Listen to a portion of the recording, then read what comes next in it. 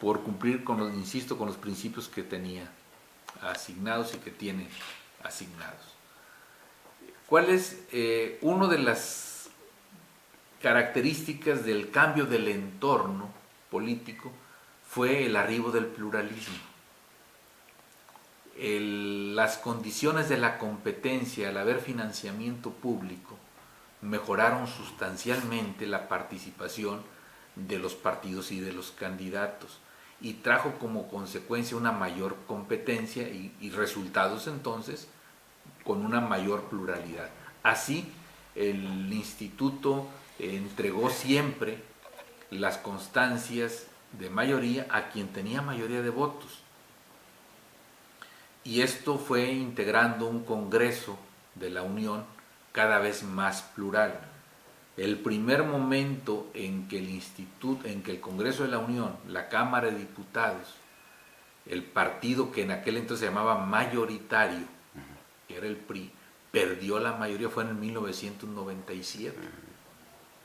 Y obviamente la discusión de los asuntos públicos tuvo que ser diferente.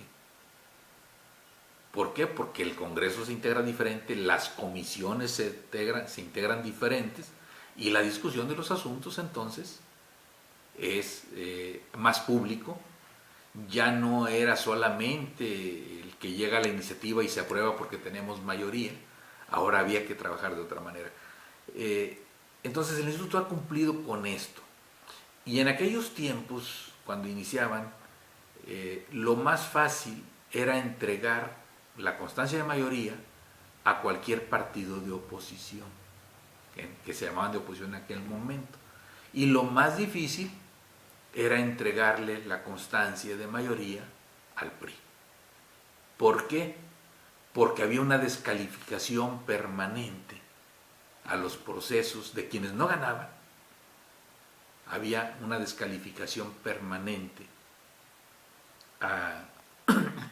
hacia el ganador y hacia la autoridad en muchos otros casos.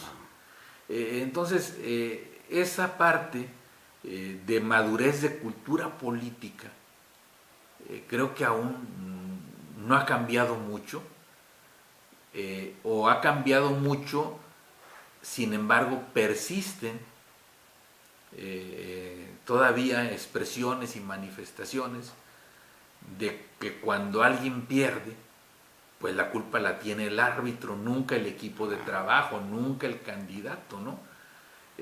Pero hay otros signos también muy alentadores de candidatos que, sin reconocer a la autoridad, reconocen que no les favoreció la voluntad ciudadana y se retiran dignamente de la contienda ese mismo día, en la noche de la jornada o al otro día.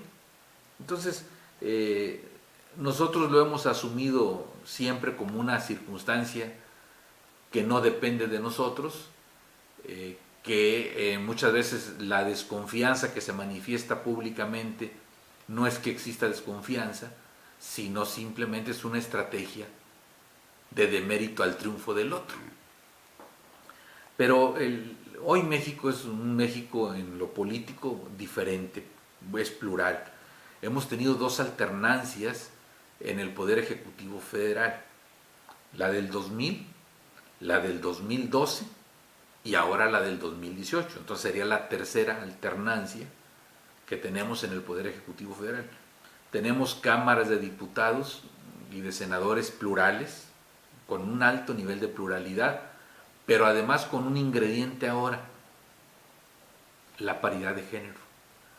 Algo que en aquel entonces estaba a la buena voluntad de los partidos, proponer mujeres, un 40%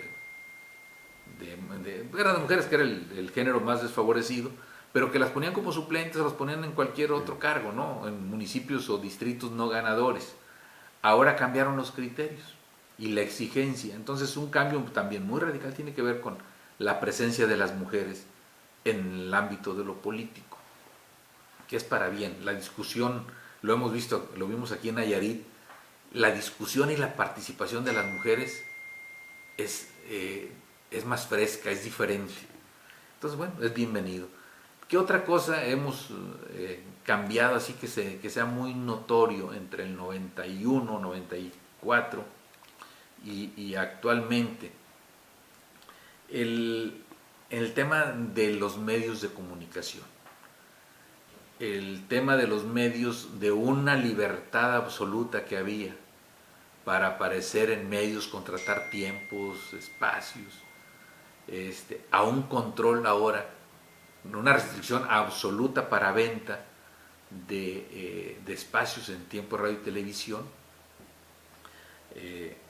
y la aportación del Estado de los tiempos que se requieren para los partidos y las autoridades, 48 minutos diarios. Eso es un tema muy importante y cambió también en mucho las condiciones de la competencia política. ¿Cuál es el otro? Un cambio importante.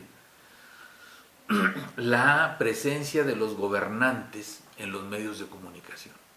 El uso de los recursos públicos para promover la imagen personal.